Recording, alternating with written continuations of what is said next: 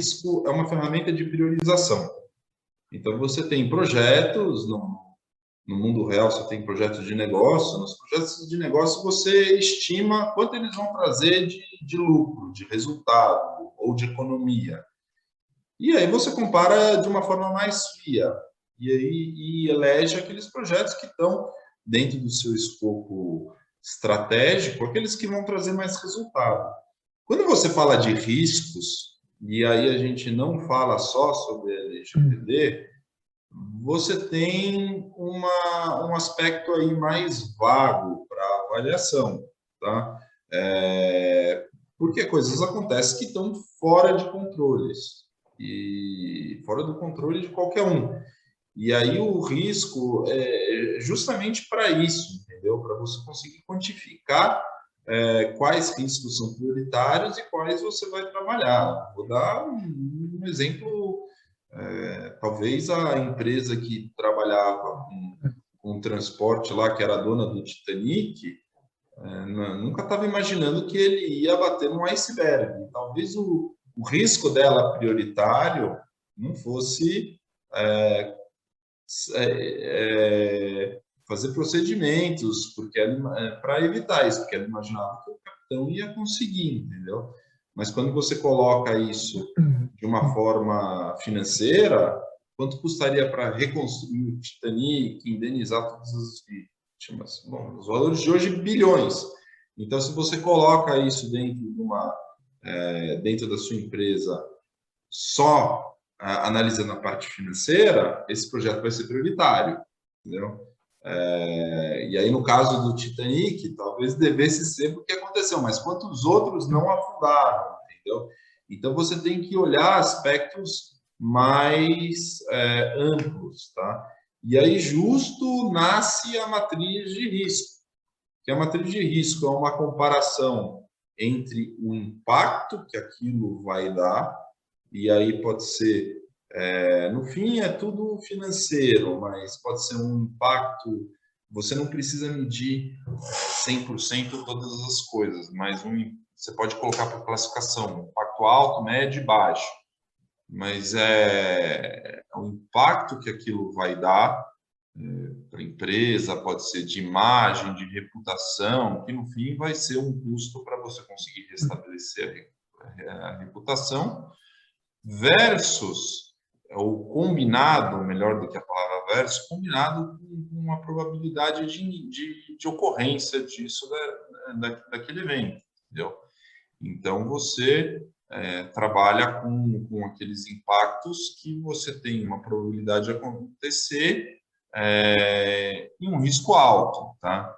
Eu vou dar um exemplo simples. Eu estou no escritório que é relativamente novo, a fiação é nova, você tem sistemas de prevenção em incêndio muito novos. Quer dizer que o incêndio não vai acontecer? Não vai. Pode acontecer, espero que não aconteça, mas pode acontecer, só que a probabilidade de acontecer é muito menor. Tá? O impacto ele é mais alto, mas é muito menor. Em comparação com uma queda de uma pessoa, que também pode acontecer aqui no escritório. Então, o piso está molhado, uma pessoa pode cair. Então, talvez o impacto da queda de uma pessoa seja menor, porque não é sempre que tem queda, que tem alguma morte, alguma sequela, mas sempre estão lavando os pisos, às vezes no corredor, porque eu estou num prédio comercial, não está bem sinalizado, então a probabilidade de acontecer quedas são maiores, e no final é um projeto que eu acho que deve se priorizar além só do incêndio. Então, você vê que fica quando a lei fala sobre matriz de risco, você vê que fica uma questão de até certa subjetividade para quem está avaliando isso para o gestor de empresa. E aí surge uma dúvida, muitas pessoas me perguntam, surge uma dúvida, mas ela é subjetiva? Eu digo, até um certo ponto, tá?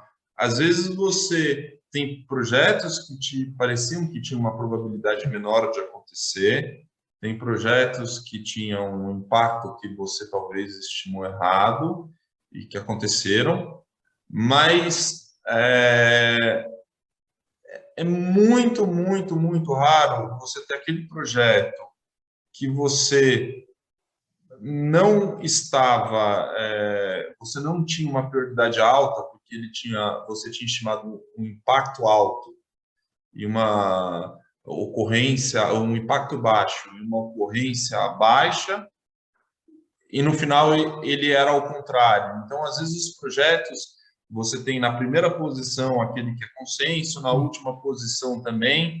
É muito difícil aquele que está na sua última posição de prioridade e para a primeira. Talvez ele subisse umas 2, 3 posições, mas ele nunca vai ser algo que se você teve uma discussão com sua equipe, uma discussão abrangente, ele nunca vai ser algo que vai, vamos dizer assim, ele vai te surpreender, ele nunca vai ser algo que vai ser, que se outras pessoas que não conversam com você também avaliassem, talvez mudassem muito o conceito delas, tá?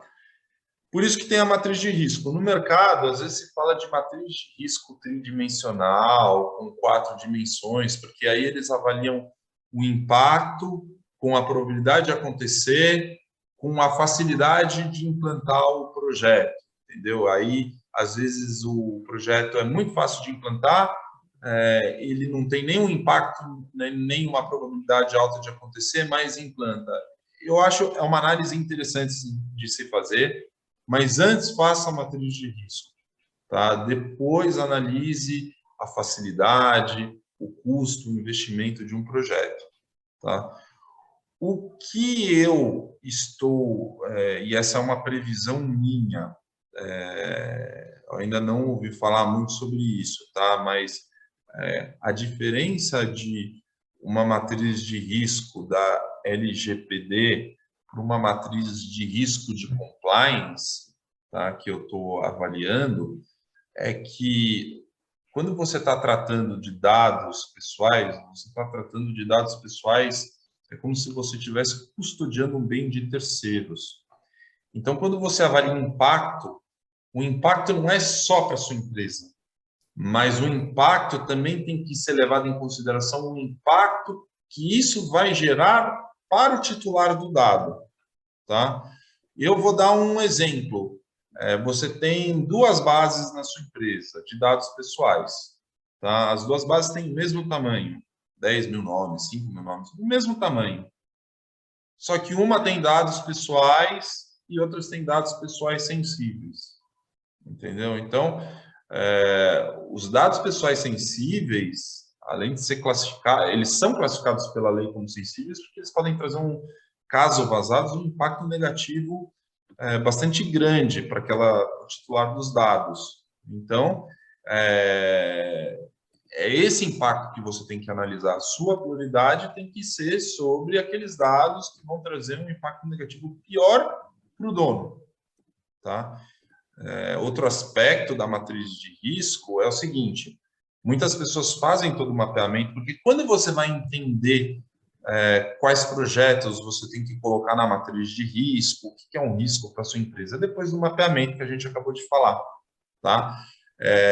Então, você fez todo o seu mapeamento, você identificou aquelas questões que são gaps, como a gente chama vamos dizer assim, na linguagem de administração, de negócio, tá? E aí você prioriza aqueles gaps. Eu costumo dizer que só isso não basta. Você não tem que analisar numa matriz de risco só os gaps. Você tem questões que já estão tratadas na sua empresa e não são consideradas mais riscos, tá? Mas essas questões, talvez um banco de dados isolado, elas têm que ser pelo menos monitorada. Então, você pode ter uma matriz de risco, e isso não só para LGPD, mas para tudo, uma matriz de risco para projetos já implantados, tá? E uma matriz de risco para gaps. Mas você tem que monitorar, porque as pessoas mudam, as empresas mudam, os softwares se atualizam, às vezes até automaticamente, tá? E às vezes a gente está achando que algum banco de dados está lá seguro num servidor, e na verdade não está.